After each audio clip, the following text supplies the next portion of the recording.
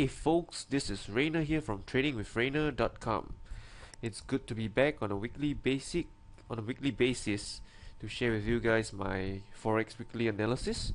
For those of you who are watching this video for the first time, I would like to say thank you, and I hope you guys find this useful, because what I do each week is that I provide you with potential swing trading opportunities that I've identified for the coming week.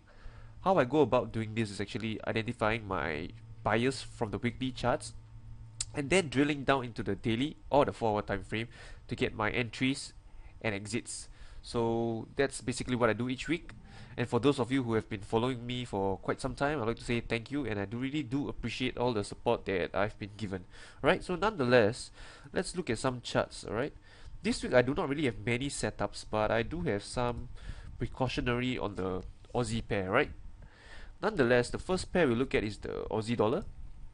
Looking at the weekly chart, I think most of us can agree that this pair is still in the downtrend, right?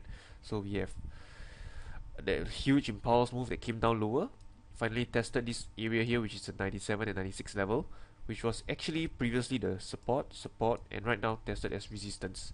So right now price is heading down lower and looks set to test the low, which was created at the 89 level. So would I be looking to long or short this pair? That we have to go down into the daily time frame for more precise entries and exits. So looking at the daily time frame, we have what we call a head and shoulders pattern. You can see this is the left shoulder, this is the head, and this is the right shoulder formation that form.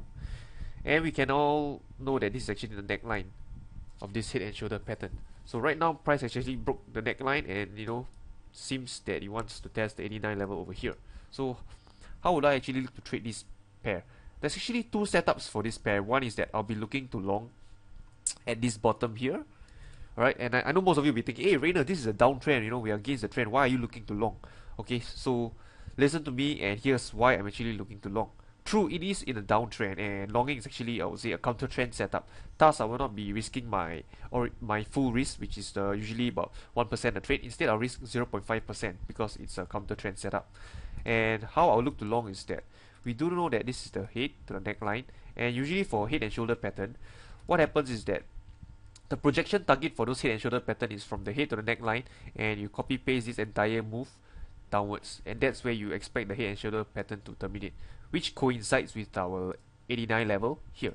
Alright, but I'm not just going to long blindly to this level. What I'll do is actually wait for a bullish pin bar or an engulfing pattern here before going long. So yep, I'll either wait for these two of my favorite pattern before I look to get long. So that's one, a bullish setup. Alright, the next setup I'll be looking at is actually a retracement back towards the neckline. So if price come back up here and retest this 93 level, we can look for a potential short. Two ways to take this short is either you can short at this level and have your stops above this swing high over here, or you can be more conservative and wait for a bearish pin bar or an engulfing pattern before shorting down here. So there's two ways you can actually short here, either shorting outright at market at the 93 level with your stops above this swing high, or wait for a bearish pin bar or engulfing pattern before shorting. So that's how I look to play the Aussie dollar setup for the coming week. And another pair I like to go through, which unfortunately is my last pair, because actually I don't really see much other setups on the other currency pairs. So the last pair I'd like to discuss about is actually the Euro Aussie. So okay, I think most traders are actually watching this and they'll say, hey Rainer, resistance and we have pin bar, short. That's right, we're going to short. Are we going to short? No, we are not going to short just because we have a bearish pin bar at resistance level and even a whole number. And here are my reasons why I'm not going to short just yet. Alright, let's zoom out to the weekly chart. What do we have? Well, I'm sure we all can agree that this is still an uptrend. Okay, and actually we do have in fact a potential double top forming up, but I would not like to take a short just yet because of the fact of this uptrend, which seems pretty healthy still, and the fact that this pin bar here is a little small if you ask me. I'd like it to be much bigger, but it's small. Alright, so lack conviction against the trend, definitely not a short for me. But for those of you more aggressive traders who feel that this 1.5 level may hold or we can get a retracement back downwards, by all means go ahead, short this pair. Stops logically will be above this swing high over here, and potential targets, I wouldn't be too ambitious with it. Possibly you get a 1-to-1, you can actually take profit. But as for me, I will not even think of shorting this pair just yet, because of the fact I've said that the pin bar is small and we are against a long-term uptrend, so it's not for me. So, however, you guys were wondering, how about the Aussie dollar pair, which I mentioned earlier, that I look to long at that level. I only look to long at that level if the pin bar is actually very convincing, right? It's a large long tail, and I would say large in size relative to the previous candles.